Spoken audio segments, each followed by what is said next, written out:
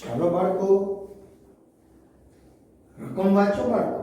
એક લંબચોરસ બગીચો. હા, બગીચો છે લંબચોરસ એટલે આવી રીતે હોય, લંબાઈ અને પહોળાઈ. આ લંબાઈ L, પહોળાઈ B. હા, લંબાઈને આપણે L કહીએ છીએ, પહોળાઈને આપણે B કહીએ છીએ. અર્ધ પરિમિતિ 36. હવે આની લંબાઈ ધારો કે x હોય, આપણે ધારી લઈએ બાળક. ધારો કે લંબચોરસ બગીચાની લંબાઈ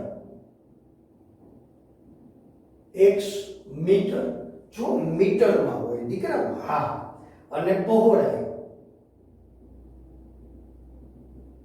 y મીટર, એટલે આ y લંબાઈ એટલે અહીંથી અહીં સુધી છે એને લંબાઈ કહેવાય, અહીંથી અહીં સુધી પહોળાઈ છે. હવે આ પણ x થાય, આ પણ y થાય, y એવી રીતે હોય. આ પહોળાઈ સામ સામેની બાજુ સરખી હોય, લંબાઈ અને લંબાઈ આવી રીતે. હવે એની પરિમિતિનું સૂત્ર છે 2 લંબાઈ વત્તા પહોળાઈ. એટલે પરિમિતિ એટલે શું?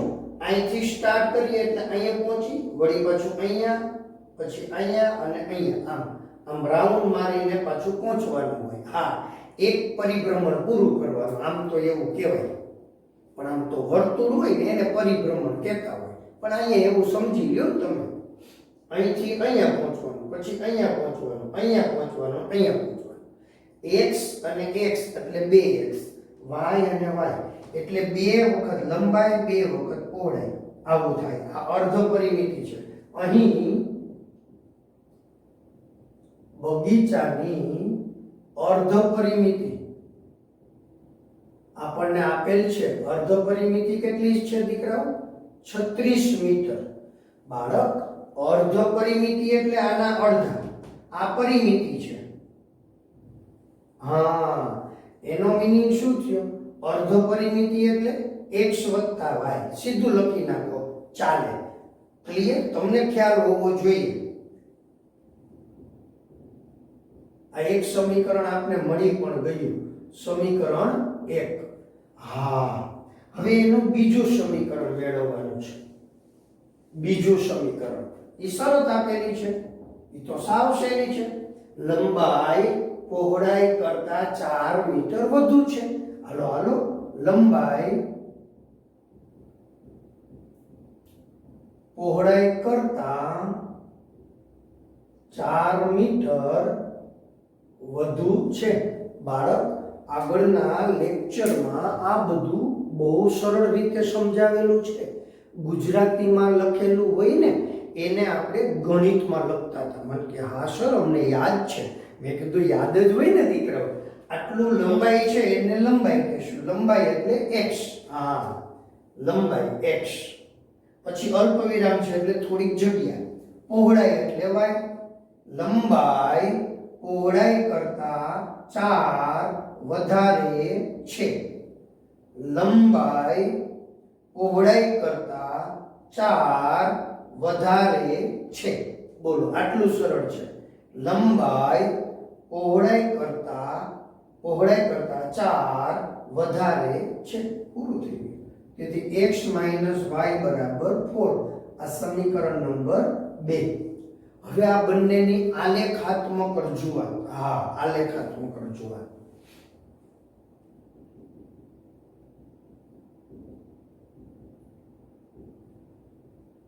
આપણે શું કરવાનું છે ખબર દીકરા? બાજુઓના માપ મેળવો, પણ આ બંને સમીકરણનો ઉકેલ આપણે અત્યારે આ ચેપ્ટર ચાલે છે ત્યારે માત્ર એક જ રીત શીખ્યા છે, આલેખની રીત. આપણે આનો આલેખ દોરશું.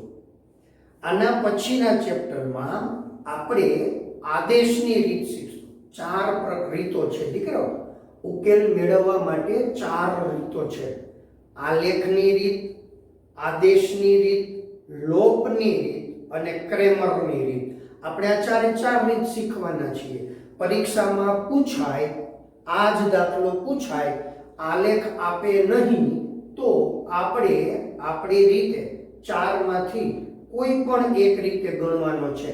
આદેશની રીતે ગણો, લોપની રીતે ગણો કે ક્રેમરની રીતે, ગમે તે રીતે ગણી શકાય. આ દાખલો આ સ્વાધ્યાયમાં છે 3.2 માં, એટલે આલેખ છે, એટલે આલેખની રજૂઆત છે. પરીક્ષામાં પૂછાય એવું ન હોય આલેખની રીતે જ ગણવાનું, આપણને અનુકૂળ આવે એ રીતે ગણવાનું હોય. હા, પરીક્ષામાં એમ કહે આલેખની રીતે ઉકેલ મેળવો, તો આપણે આલેખની રીતે ઉકેલ મેળવવો પડે. મને કે સર, મેં કીધું બોલો બોલો, એ કે રકમમાં તો નથી લખ્યું, તોય તમે કેમ આલેખ? મેં કીધું ભાઈ એ તો ચર્ચા કરી, આ ચેપ્ટરમાં આપણે આલેખની રીત જ ભણ્યા છીએ, એટલે આપણે આલેખની રીતે ગણવું પડે. એટલે આ આલેખાત્મક રજૂઆત આવી. હવે સમજાઈ ગયું કે આ સર. ચાલો, x બરાબર x પ્લસ y બરાબર 36. તેથી y is equal to 36 minus x લ્યો. આ આવડે છે. હવે આપણે x ની જુદી જુદી 36 સુધી જવાનું છે. હા, x ની જુદી જુદી કિંમતો લેશું. ચાલો, x બરાબર 0 ત્યારે y બરાબર 36 માઇનસ x. 36 માંથી 0 જાય એટલે 36. x બરાબર 8 લઈએ. 36 માઇનસ x. 36 માંથી 8 બાદ થાય. આવડે છો મારા દીકરાઓને? 28. હાલો, હવે x ની કિંમત વધારે લઈએ, 16 લઈએ. x બરાબર 16. જોજી મારા વાલાઓ, આવડે છે કે નહીં? તો કે હા સર. આમ હવે પેલું ટેબલ તૈયાર થાય, યાદ છે ને તમને? x અને y, x ની જુદી જુદી કિંમતો. હાલો, x બરાબર 0 લીધા, 36 મળ્યા. x બરાબર 8 લીધા, 28 મળ્યા. x બરાબર 16 લીધા, 20 મળ્યા. ચાલો, આ તમે લખી લો, બરાબર. પછી આ સમીકરણ, એની આલેખાત્મક રજૂઆત લેશું આની, અને પછી આલેખ દોરશું. ચાલો, સ્ક્રીનશોટ લઈ લો દીકરાઓ, એકદમ સહેલું. ચાલો બાળકો, હવે આપણે અહીંયા શું કરવાનું છે ખબર? આલેખાત્મક રજૂઆતનું બીજું સમીકરણ. જો આમાંથી તમે y ને અલગ કરો અથવા x ને. ચાલો, y ને અલગ કરીએ ને તો y આ તરફ આવે પ્લસ થાય. આવું થાય મારા વાલાઓ. જોજો, આ 4 અહીંયા આવે, y આ બાજુ આવે એટલે ધન થઈ ગયો. તો આને આપણે આમ લખી શકીએ. આ ઘણા વિદ્યાર્થી મિત્રોને આ નથી સમજાતું કે આ જુદું છે. જુદું નથી દીકરાઓ. x - 4 બરાબર y. આપણે બરાબર કરીને y અહીંયા હોય, એને બદલે આપણે આ બરાબર કરીને y અહીંયા લખીએ તો ખોટું પડે? એ કે ના સર, ખોટું ન પડે.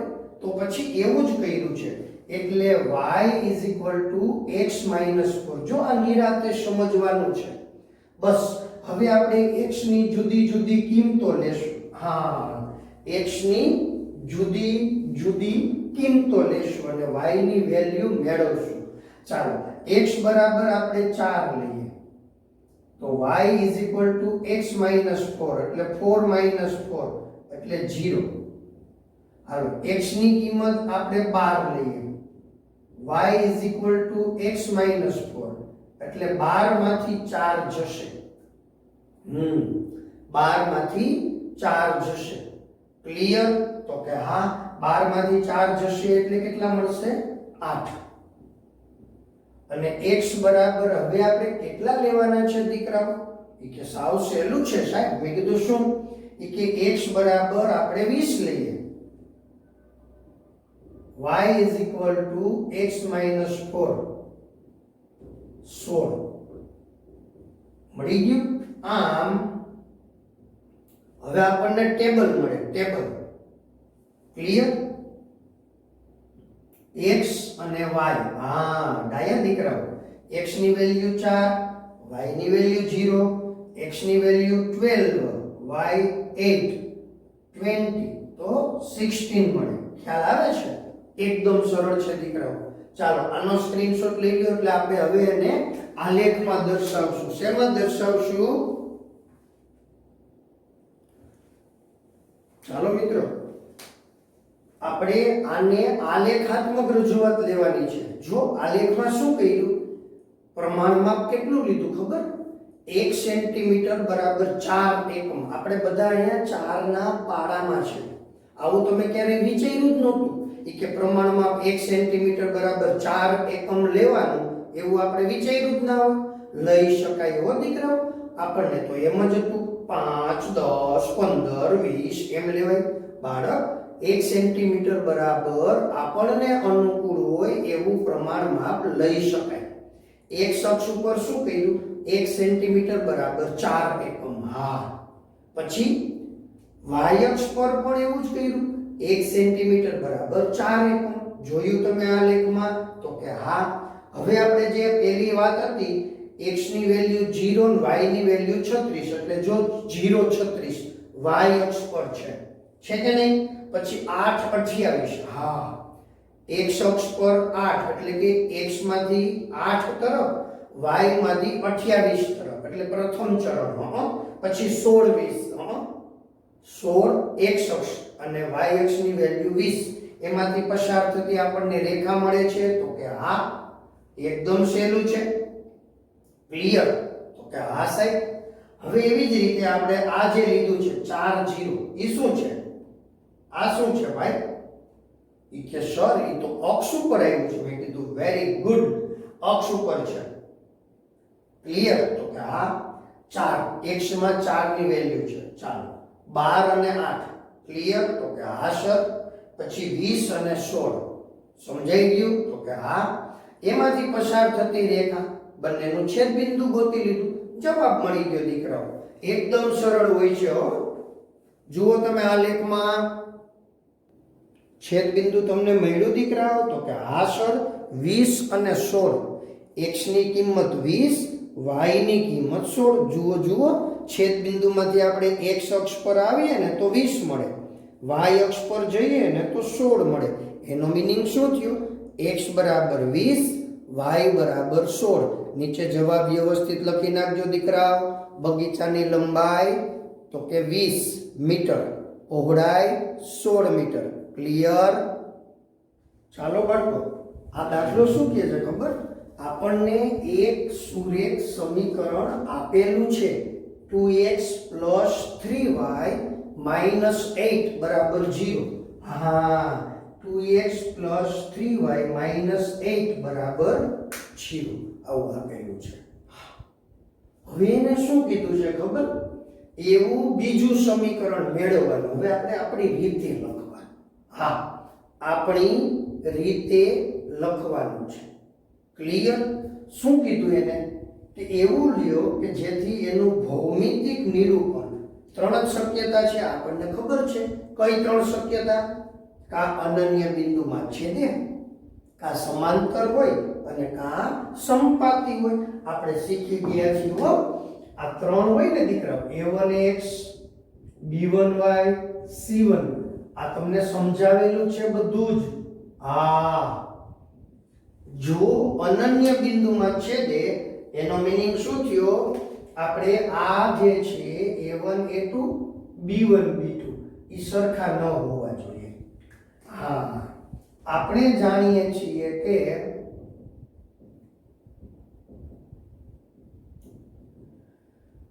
અનન્ય બિંદુમાં છેદે તે માટે a1/a2 બરાબર નથી b1/b2. બસ આટલું જ. હવે તમારી જાતે લેવાનું. હા, આપણે બીજું સમીકરણ એવું લેવાનું, આના છેદમાં આ અને આના છેદમાં અહીંયા જે લખીએ એ સરખા ન હોવા જોઈએ. સરખા ના હોવા જોઈએ. એટલે કે ધારો કે અહીંયા 4 લખીએ, અહીંયા 6 લખીએ, આટલું જ વિચારીએ. આની કઈ વાત કરવી નથી. તો શું થયું? 2/4, 3/6, 1/2, 1/2. તો એ સરખા થઈ ગયા. આ સરખા થઈ ગયા. સરખા ન હોવા જોઈએ. એટલે આ બંનેની તમે આમ જગ્યા બદલાવી નાખો તોય ચાલે. તમને ઈચ્છા થાય તમારે અહીંયા ગમે એ લખવું છે, ધારો કે x + y, પૂરું થઈ ગયું. ખાલી એટલું જ લખો ને, x + y માઈનસ કે પ્લસ 5 બરાબર 0. આવું તમે ઢગલો એક લખી શકો દીકરાઓ. હા, ઢગલો એક લખી શકો. ક્લિયર? સમજાય છે? આવું તમને મોજ આવે ને એટલું લખી શકો. તમને એમ થાય કે મારે આમ લખવું છે 2x + y માઈનસ 3, તોય ચાલે. કારણ કે આના છેદમાં આ બરાબર 1, 3 ના છેદમાં 1 બરાબર 3, સરખા ન થાય. આવા તમને અઢળક સમીકરણો મળે, અઢળક સમીકરણો મળે, અસંખ્ય સમીકરણો તમે જાતે લખી શકો છો. આપણે અહીંયા સીધે સીધું થવું,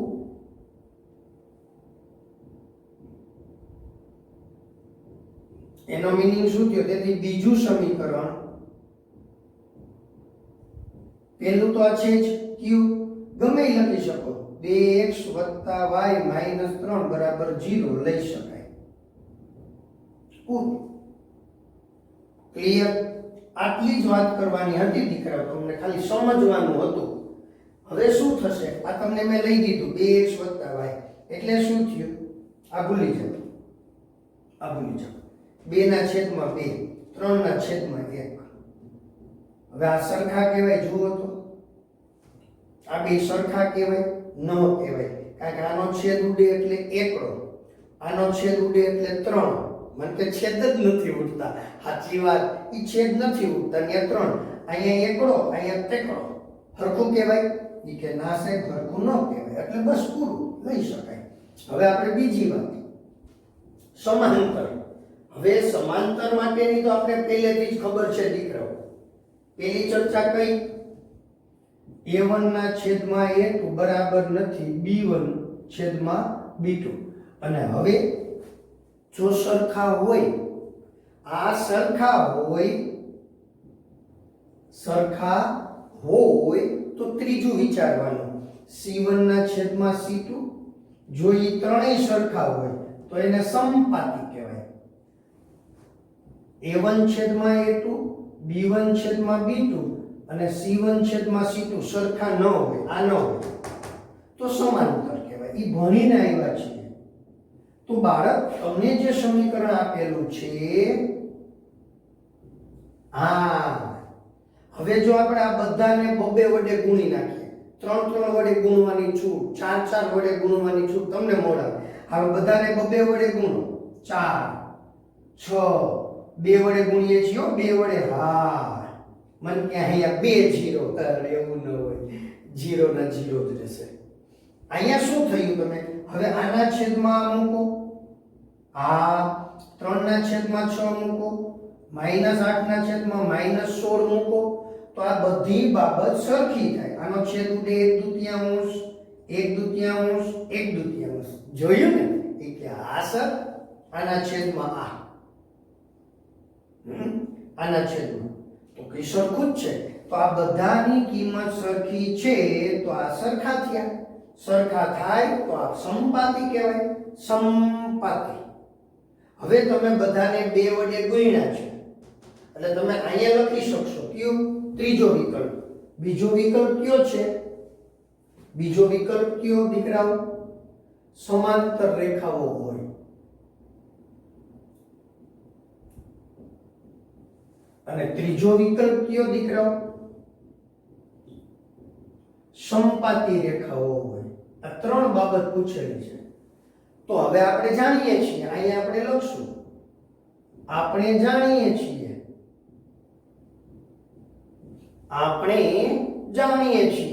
કે a1 છેદમાં a2 બરાબર b1 છેદમાં b2 બરાબર c1 છેદમાં c2 હોય ત્યારે સમપાતી રેખાઓ મળે. લે, હા, અહીંયા આપણે લખશું, આપણે જાણીએ છીએ. જાણતા જ હોવા જોઈએ હો. તા તો ઓલો જીવલો કે તો બાજુવાળો જાણતો હોય એટલે હાલે. આપણું કામ તો આ જ છે ને કે બાજુમાં જોઈ લેશું. એવું ન કરાય દીકરાઓ. આજુબાજુમાં નજર ફેરવી અને પરીક્ષામાં એ પ્રશ્ન લખાય નહીં. ડાયા દીકરા હોય ને એવું ન કરે હો. હાલો હાલો, આપણે જાણીએ છીએ કે a1 છેદમાં a2 b1 છેદમાં b2 પણ c1 છેદમાં c2 ઈ સરખા નથી. હોય ત્યારે સમાંતર રેખાઓ મળે. જો આ ખબર હોવી જોઈએ તો હવે અહીંયા શું કરશું? આ તો ઉદાહરણ લખી નાખશું.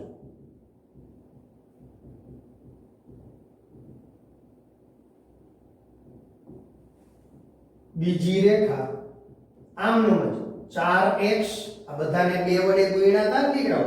4x + 6y - 16 બરાબર 0 મળે. લઈ શકાય. મળે એટલે લઈ શકાય.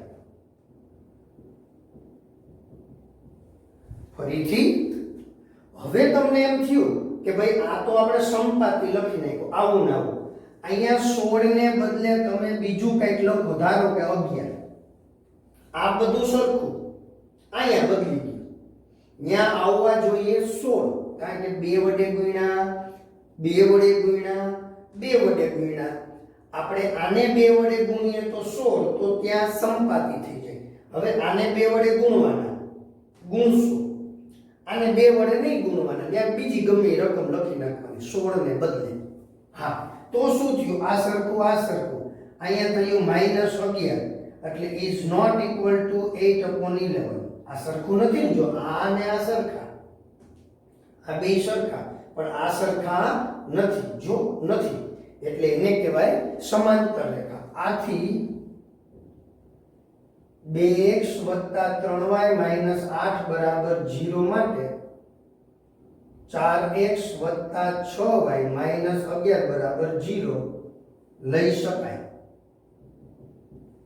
આવું લઈ શકાય. આવી અઢળક રેખા મળે દીકરાઓ. આ તો મેં 2 વડે ગુણ્યા, 2 ને બદલે તમે 3 વડે ગુણો. 3 વડે ગુણ્યા હોય તો કેટલા આવે? હાલો 3 વડે ગુણો 6, 3 વડે ગુણો 18, 3 વડે ગુણો 24. હા બધાને 3 વડે ગુણ્યા તો આ 6x 18y 24. અહીંયા 6x 18y 24 લખી શકાય. આવી અઢળક રેખા મળે. આપણે તો કોઈ એક જ પસંદ કરવાની હતી. ક્લિયર? એમ અહીંયા તમે લખી શકો 6x 18y 24 ને બદલે 22. એટલે થઈ ગઈ સમાંતર. 24 હોય તો એ થઈ જાય સમપાતી. ક્લિયર? એટલે આવા અઢળક ઉદાહરણો આપણે લઈ શકીએ છીએ. ચાલો આનો સ્ક્રીનશોટ લઈ લો દીકરાઓ. એકદમ સહેલો દાખલો છે, અઘરો છે જ નહીં. ચાલો વિદ્યાર્થી મિત્રો, અહીંયા બે સમીકરણો આપેલા છે. હા સાવ સહેલું છે દીકરાઓ. x - y + 1. હા x - y + 1 બરાબર 0. તેથી આપણે આમાંથી y ને નોખો કરીએ દીકરાઓ એટલે આ તરફ આવે. y = x + 1. આપણે આની આલેખાત્મક રજૂઆત માટે શું જરૂરી છે દીકરાઓ?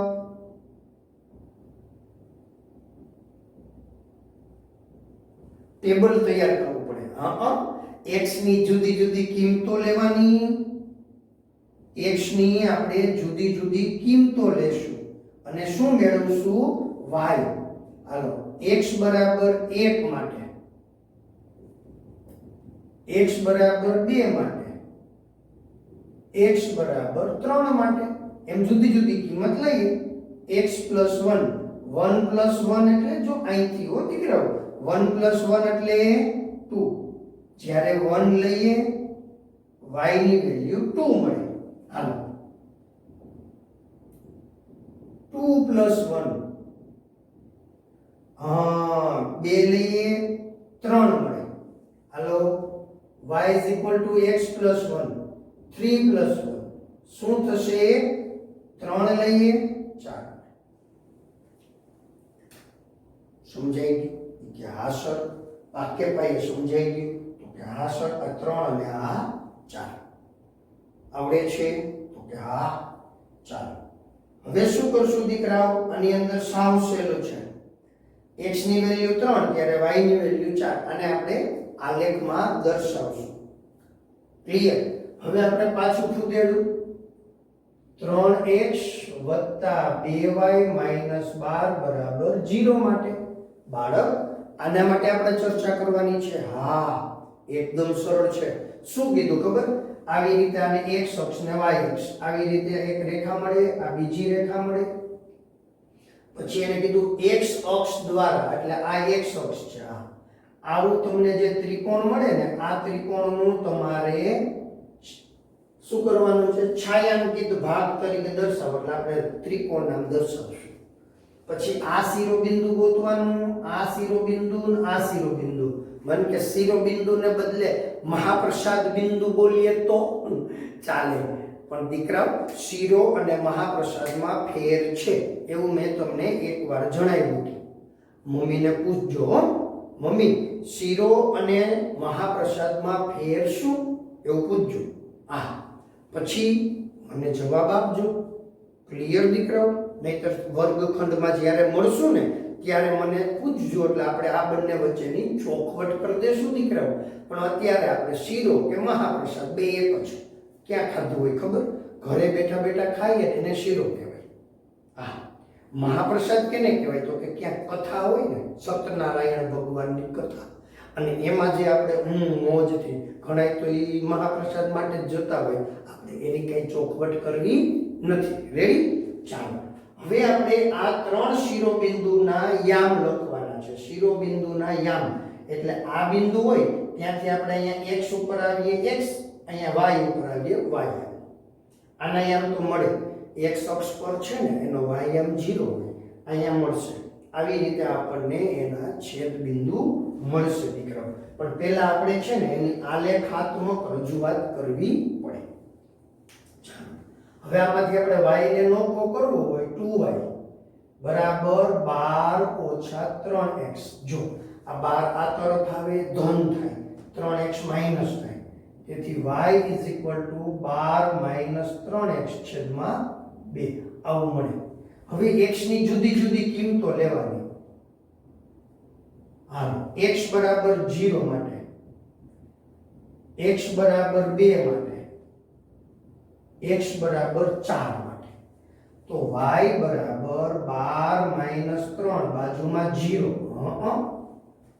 અહીંયા 0 મૂકવાના. એટલે 12/2. 12/2 એટલે 6. આ y મેળવ્યું.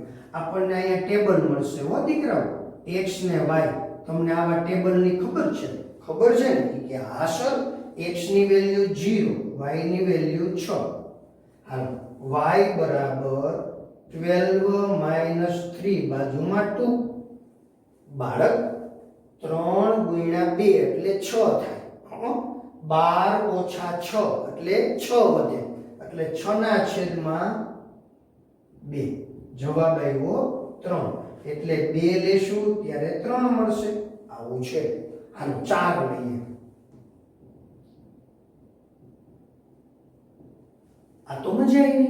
3 × 4 એટલે 12. 12 - 12 0 થઈ જાય.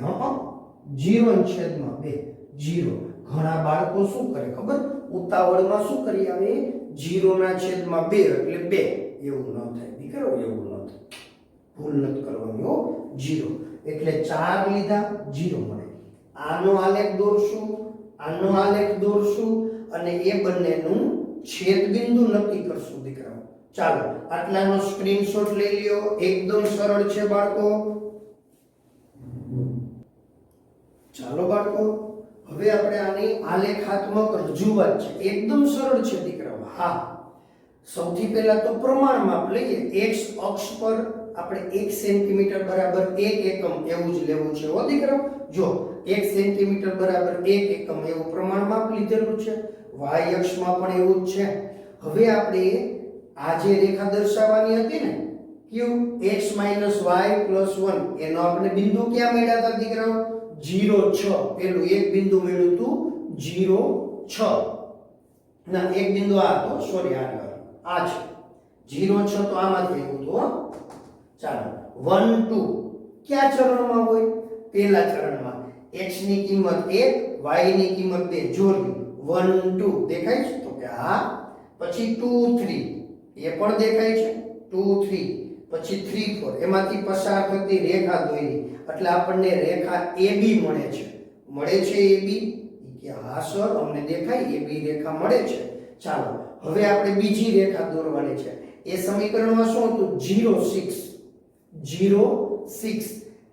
6 હોય ને દીકરાઓ આ ક્યાં ચરણમાં આવે તો કે મને કે સાહેબ ચરણમાં ન હોય સાવ સાચી વાત કરી મારા વાળા ચરણમાં ન હોય અક્ષ ઉપર હોય અહીંયા કોણ છે y અક્ષ પર આવે 6 દેખાય ને એ ટપકાવી દેવાનું પછી 2 3 મળે છે એ તો છે જ આપણી પાસે અને 4 0 વળી પાછો પ્રશ્ન થયો 4 0 ક્યાં આવે 4 0 ક્યાં આવશે x અક્ષ પર એટલે એમાંથી પસાર થતી રેખા આપણને AC મળે છે તો હવે જુઓ ત્રિકોણ ABC દેખાય છે તમને કે હા સર હવે ત્રિકોણ ABC ને આપણે શું કરશું રેખાંકિત ભાગ સ્વરૂપે લખશું ક્યાં સ્વરૂપે લખશું રેખાંકિત ભાગ એટલે કે છાयांकित ભાગ તરીકે જો દર્શાવ્યો હા અને ત્રિકોણ ABC ના શિરોબિંદુઓ એને નામ જ આપી દે ત્રિકોણ ABC શિરોબિંદુઓ ચાલો A ના યામ શું મળે એ તો મળે 2 3 B ના યામ શું મળે જુઓ ઈ -1 0 કહેવાય x અક્ષ પર છે અને C ના યામ 4 0 ચાલો ક્લિયર સ્ક્રીનશોટ લઈ લ્યો દીકરાઓ એકદમ સહેલો દાખલો છે